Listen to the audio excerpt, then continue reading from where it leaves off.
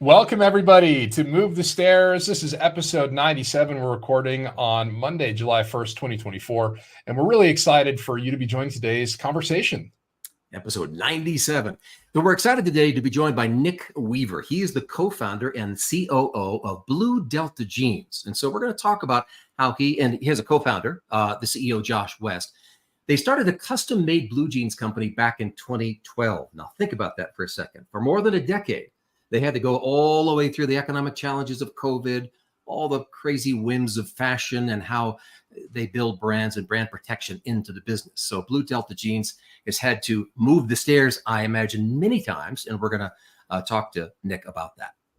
Absolutely. And I'm really excited because I want to know how Josh got Nick to say yes when he came up with this whole idea of one size fits one, not one size fits all, one size fits one, because think about scaling that.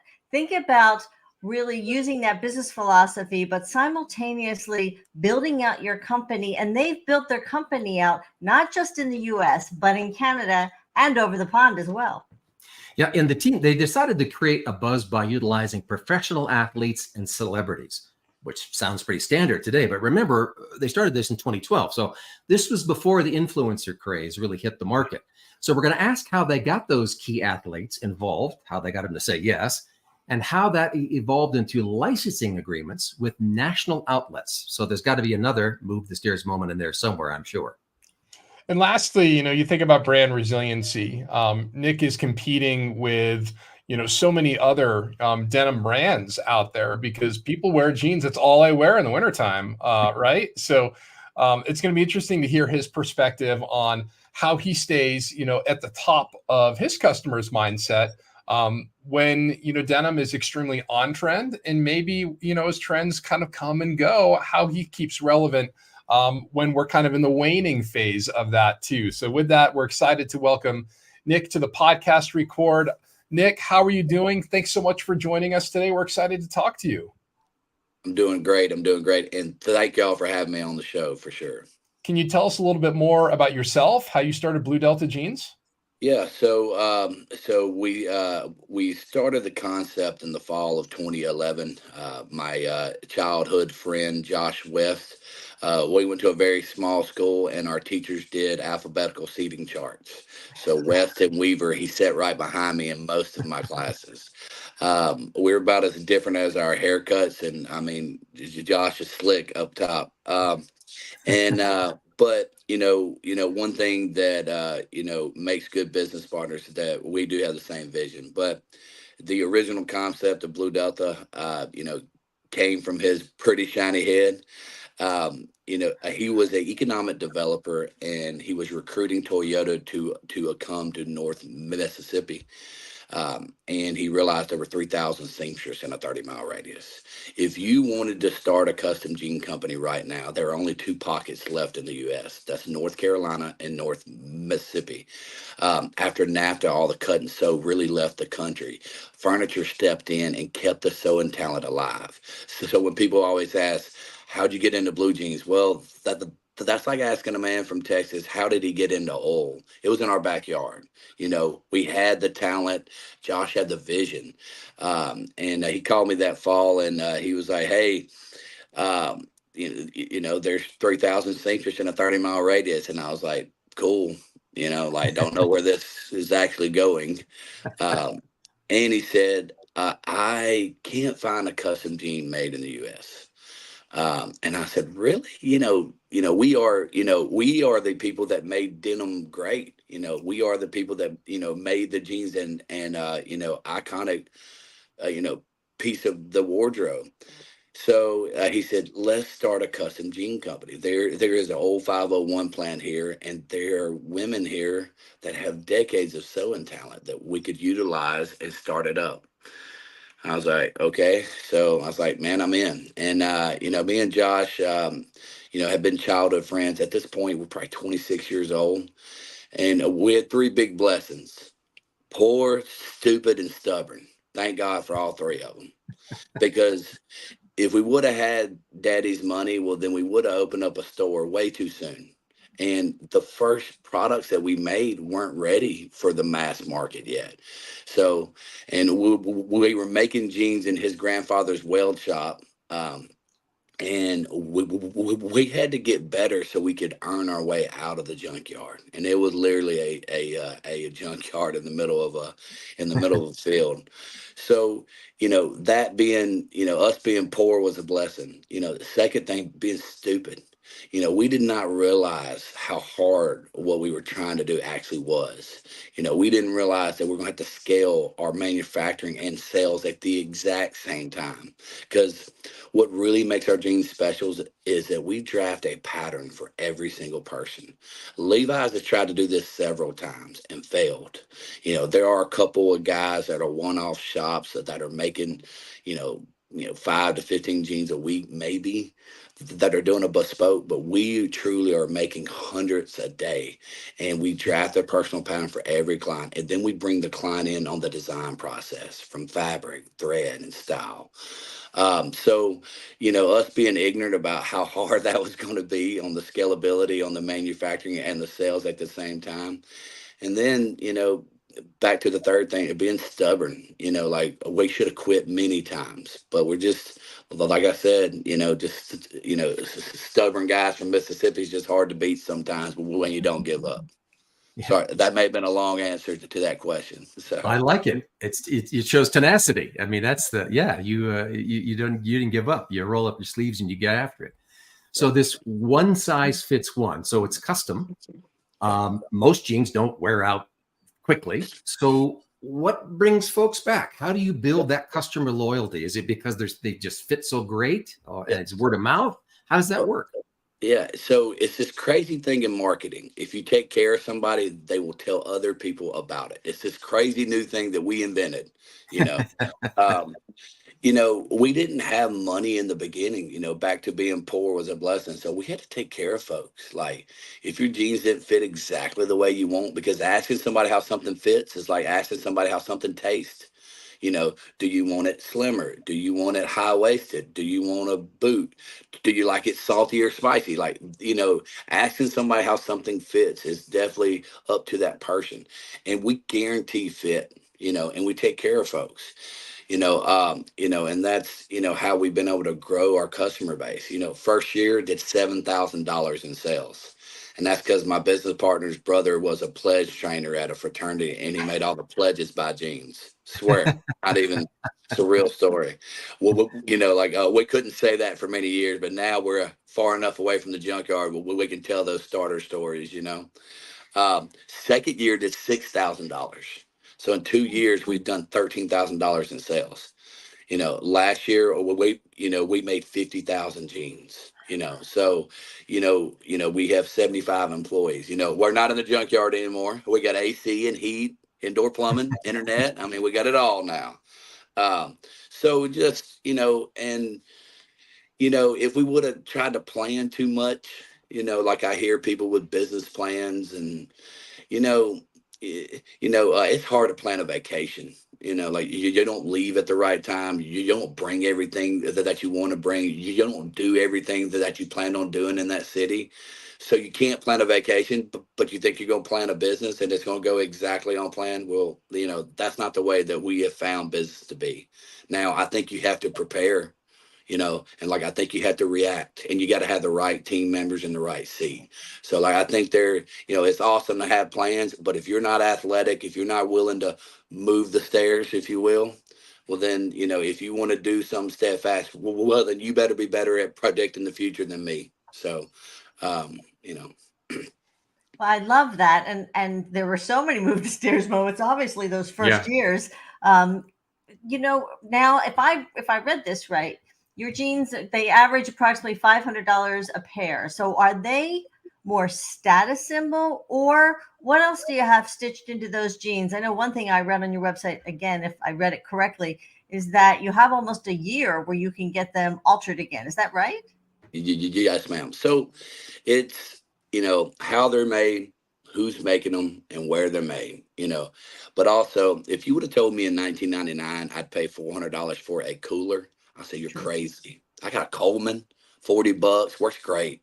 If you would have said I spent $1,000 on a green grill, I'm like, oh no, I would never do that. Like I got this Weber that I use that works perfect. But guess what? How many Yetis are on this phone call right now? Right. How many green eggs? And you know why? Because it's better.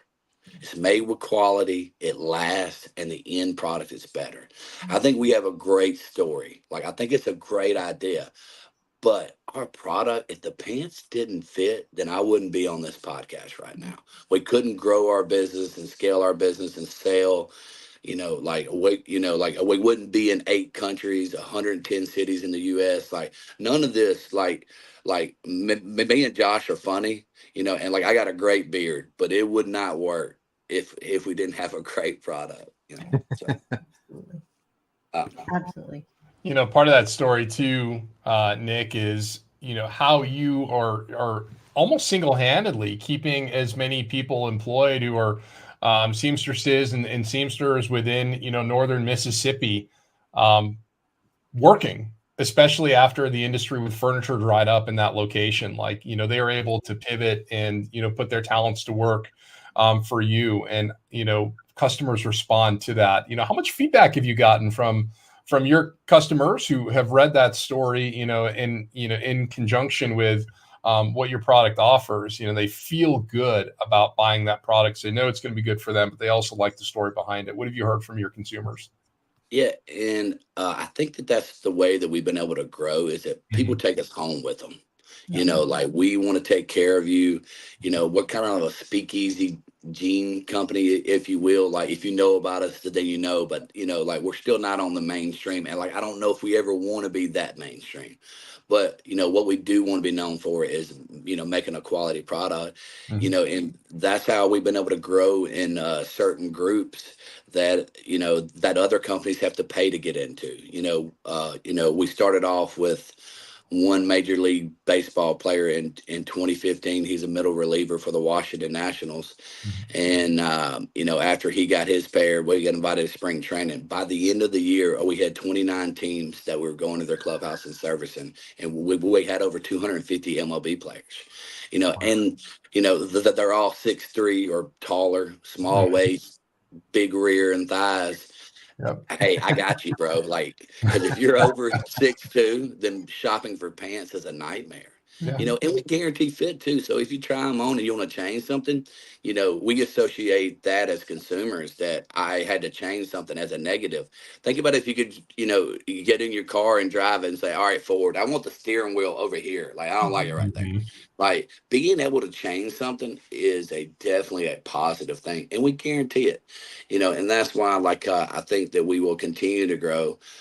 We probably have north of 75,000 individual clients now.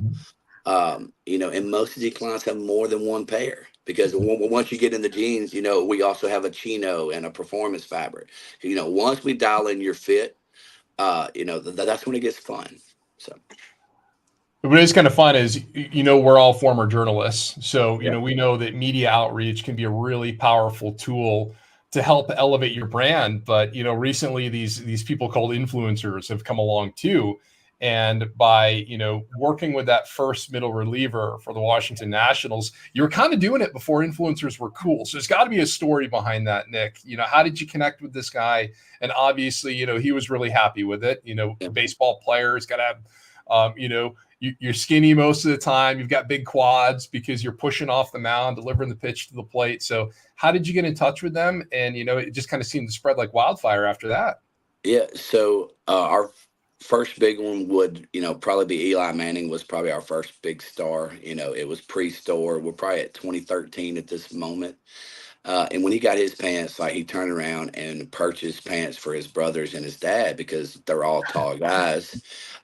It's a great gift. So that's one thing that we didn't, that those stupid, poor, and stubborn didn't plan on was the corporate gifting.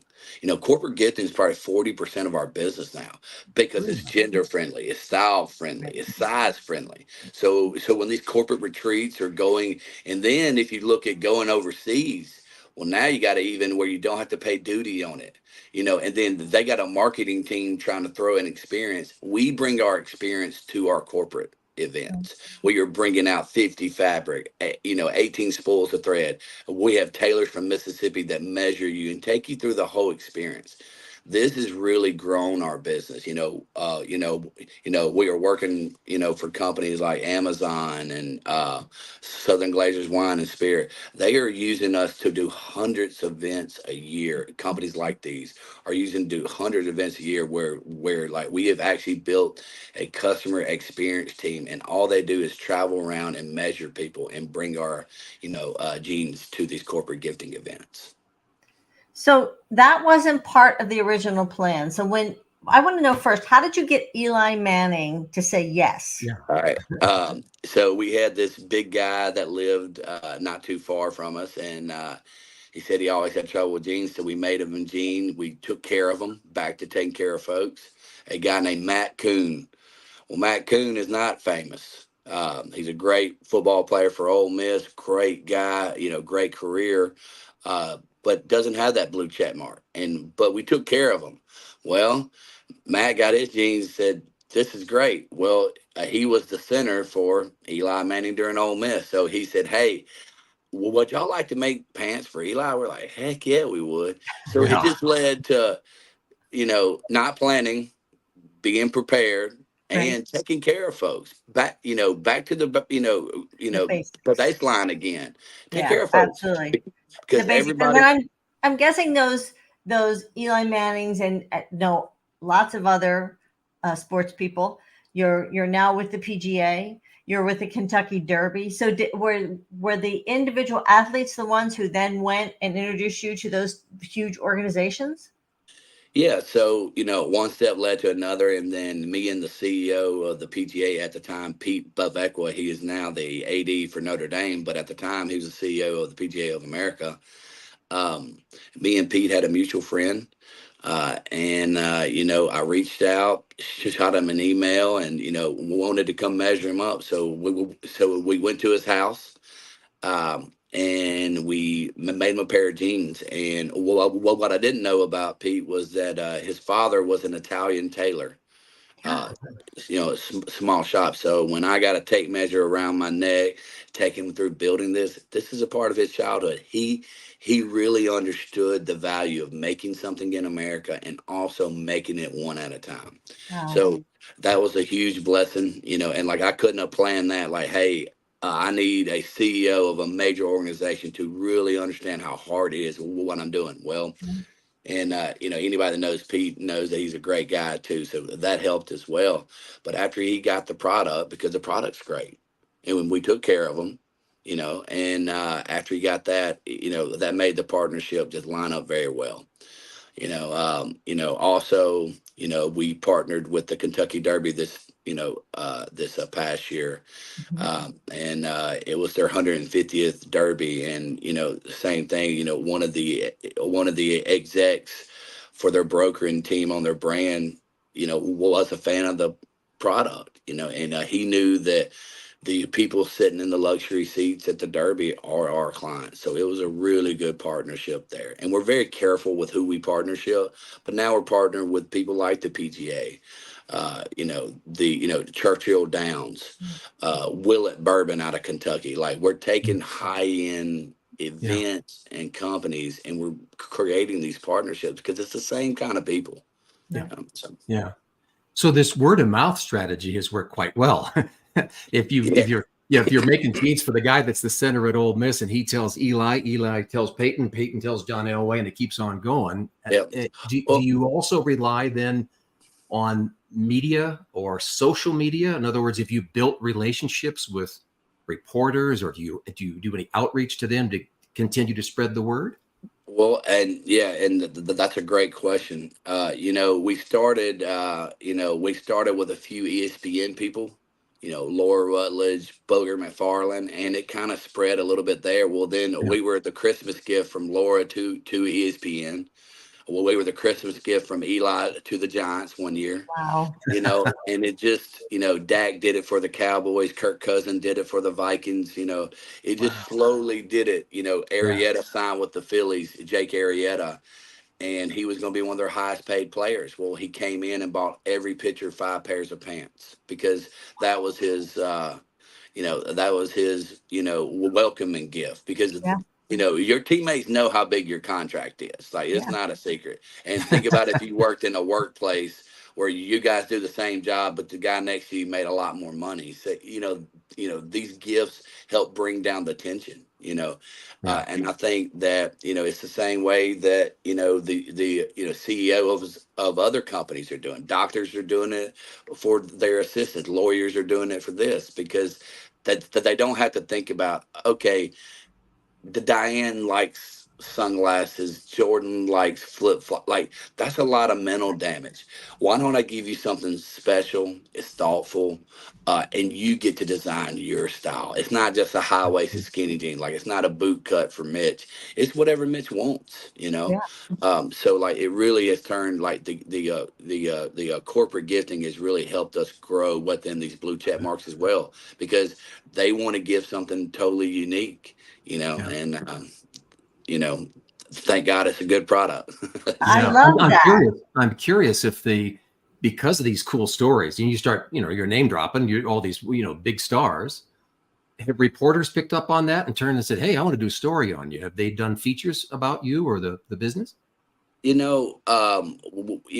we've had some good press, Okay. with a little bit, but like not really a in-depth story about us and who we are.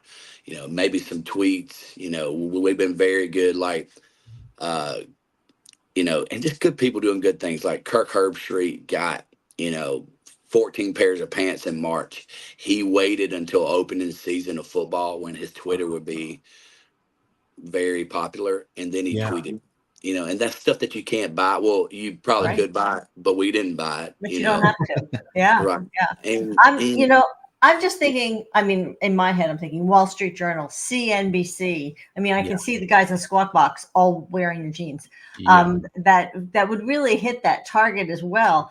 And that's just listen, guys, if you're listening to me on the podcast, you need to talk to this man because those stories need to be told because you have every element of the story that is just phenomenal. Let me just put it that is just phenomenal. And one thing that was really great, like back in the day, we didn't have enough money in the bank account to like give away the jeans, so we had to charge these blue check mark people. And I think that created a really good relationship because it doesn't matter that they had a couple million. Like we needed money in the bank to keep Right. payroll, so it was so it created a really good relationship because these guys get stuff for free all the time. Sure. But we just couldn't afford to do it at the time. So Well, back and I to also being, wonder, I mean, you've got that intimate relationship with them when you're doing the measuring. Now, I'm going to talk to you about in a minute about the virtual measuring because that had to change everything. But you had that, I mean, when you're doing the original measuring back in 12, 13, 14, before all the virtual stuff happened, that's a real one-on-one time with somebody.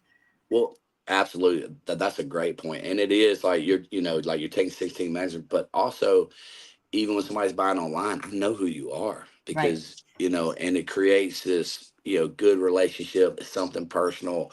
And, we have a live person that reaches out to everybody that you get a product because I don't like calling in and talking to bots and texting. Like, we don't do any of that. Like, we want to provide a high end service. It's the same reason why, you can get on the same plane and depending on what seat, like it really does, it really affects what price. And that plane's going to leave at the same time. It's going to land at the same time, but your experience is what you're paying for. And that's what we're really trying to make sure is that we're giving that first class experience. And so going into brand resilience, I find it so interesting. Companies are constantly thinking, what can we do so that we can weather whatever challenges come up, whether it's COVID or whether it's a tornado that goes through. I mean, as business owners, we have all kinds of challenges that come up. So it seems to me that with the way you've kind of worked to make sure that your bottom line continues? This idea of how you've gone from the celebrities to this corporate idea, which is how we learned about you, because we have a client who uses your jeans, and they were telling us, and they're giving the jeans away to their VIPs. And I'm like, wait, tell me about these people. How do I not know about these people? Right. It's just a brilliant strategy. But what I'm hearing is that you're just very cognizant of what works and then replicating that over and over again. Do you think that's a fair assessment? Yes, I mean, and if you go back to Josh West's, original idea, like we're going to make one jean at a time, and we're going to let the customer design it. Well, now I don't have inventory problems. I don't have to spend advertising, marketing, and make you want to buy all the SKUs I have in inventory. Right. I'm letting you build your jean, and you do you. Like, I don't care if you want them baggy, trim, whatever you want, we'll make. And I think that really helps us on our bottom line, is that I don't have mounds of inventory and just pray that 3232 is the hot thing this fall. Right. Like, I don't have to do that. And I think, corporate gifting just continues. Like, we grow our corporate gifting side probably 50 to 100% every year. And I don't have to, do we look for new clients? Absolutely. But we're not sticking up billboards, because I think that would hurt our brand. Like, you don't drive down the road and see a commercial about driving a Porsche. Porsche doesn't have to do that. Porsche makes a great car.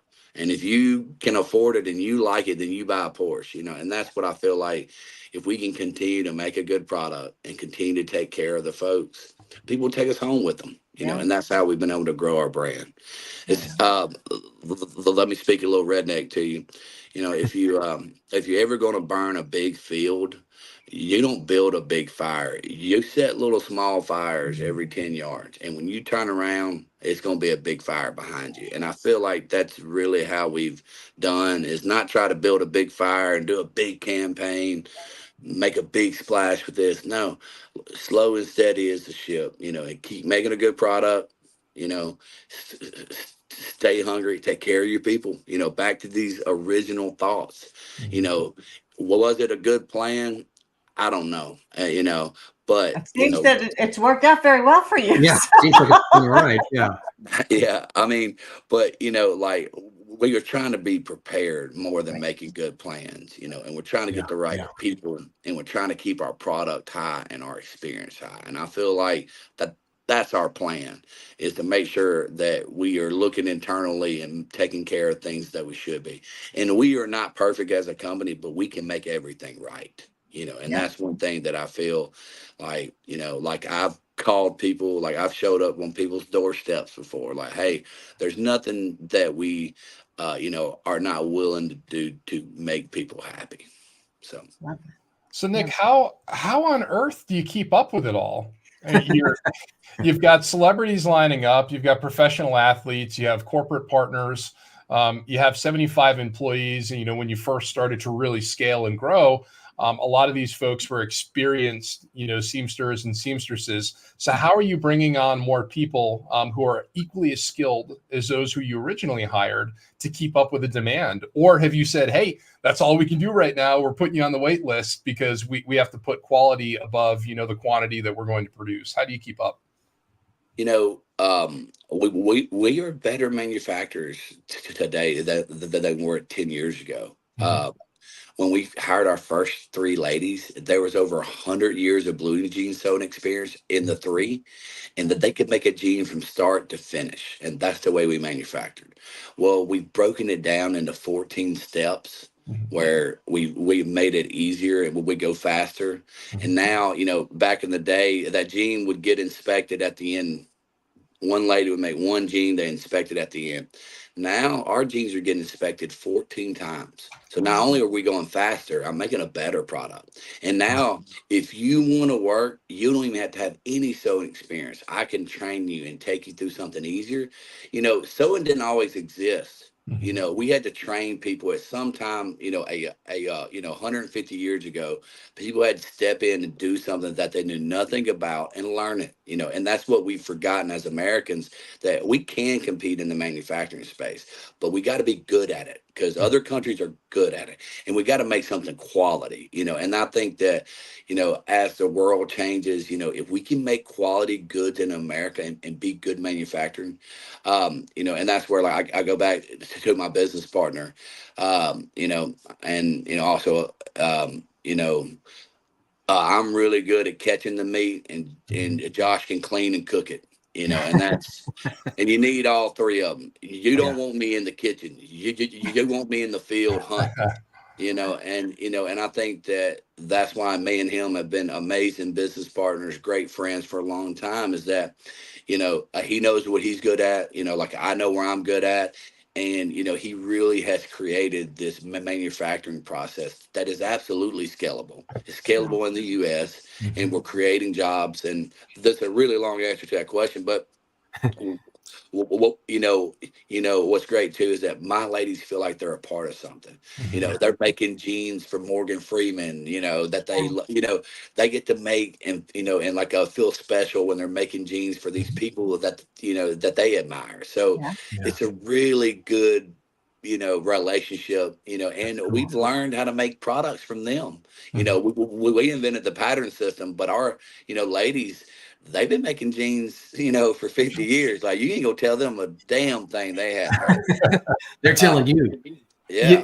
You talked about employees there, and let me pick up on that because you've got tailors or employees, and you've got them in Canada, you've got them in the UK. I think I read where you have a presence in Ireland. So talk a moment about internal communications, because so many companies are focused on the customer, which you need to be, but they can fall apart because they're not talking to each other. What do you do to make sure everybody on the team is on the same page? So I'll say external tailors and our algorithm that measures you online. You know, what makes our pants special is where they're made, how they're made, and what we're making them with. You know, how we get your body measurements, you know, and if I could drive, you know, one of our next hurdles that we're going to have to move the stairs on is that we got to make people trust our AI, you know, because like people, you know, automatically assume that it's not as special. Hey, how we predict your body measurements, and it is crazy. You can answer 8 questions, and this algorithm will predict your body measurements. And I was so against this because I was like, there's no way. Like I've touched 40,000 butts. There's no way that this algorithm is going to do better than my tape, but it is insanely accurate. And it is our next step is that we want to provide this high end service digitally. Like we want you to go online, build a gene, and trust the process. You know, and that's our next hurdle as we try to scale is that, you know, are we going to have teams traveling all over the world? Absolutely. Like we were in Argentina last week, we're in London, Switzerland, and Croatia, in the Baltic states in August, like I mean, and a million places in between. But you know, and that corporate gifting is going to be really special. But I also want to be able to convince the, you know, guy in New Hampshire that he can answer these 7 questions because I guarantee fit. It's still made in America, still made in Tupelo with high-end seamstress. You still get a, you know, still get a personal pattern. What's not as special is how we get the measurements. That's not the juice, you know, and people associate those two things. If we can get your correct body measurements, then I can make you a really good pant. And that's the one thing I want to, you know, that's our struggle right now. Well, I could talk to you all day. That's all I have to say. I mean, I think you've got so many things going for you. But what I love more than anything is that you keep coming back to the fact that it's all about the people and taking care of the people, whether it's taking care of the customers or taking care of your employees. And that when it comes right down to it, that, and as Mitch said, tenacity, because you got to have a lot of tenacity to build a business like you've built. And I think also being open to when things change, that you can pivot quickly and you can take advantage of new opportunities and you see the potential in them. You put those 3 together and you get Blue Delta Jeans, which you can't get better than that. So thank you so much for chatting with us today. No, thank you for having us on. And I hope I did a good job. So thank y'all for helping us spread the word. And if I can do anything for you, please let me know. Well, do me this favor. Where could we learn more about Blue Delta Jeans? Somebody sees this. Where would you send them? You go to the website, go follow us on Instagram, and like you'll see anybody from your, person on Spotify to your favorite athlete, go follow and keep up with us. But also trust the virtual tailor. Book us for your corporate event. Bring our experience to you. And those are the ways that we've been able to scale and grow our business. Is people like you guys helping us tell our story. So thank you all, seriously. Nick, thank you. Thank you so much, Nick. Wow. It was fun. That was fun, wasn't it? Fun. Yeah, cool. That's a good time.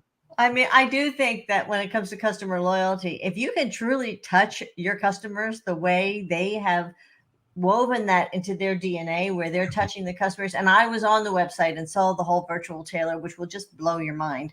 But then I started reading about the story about the seamsters and the seamstresses and how they put these people who probably were looking down a pretty dark hole back to work and gave them so much pride in what they do. Yeah. And, I kept thinking during the whole time, if these guys in 2012 were on Shark Tank, those guys would have said, no way, you can't do it. But I just love a company that has, with people with that kind of passion and tenacity, to say, no, just watch. You just watch. Yeah. It's okay. We don't need you. You just watch. It's tenacity. I wrote down being nimble too. Yeah. I mean, you could see several times we went, oh, and they just, be ready to pivot in a moment's notice. I love the part where he talked about when we were asking about, trying to create a resilient brand. So it's always fresh. When he talked about slow and steady, setting those small fires instead of one giant inferno. And it reminded me of working for a television station. I won't say what market it was, where the television station, there was once TV station that had sponsored a giant public event, and they gave it up. And everybody thought, oh, why would they do that?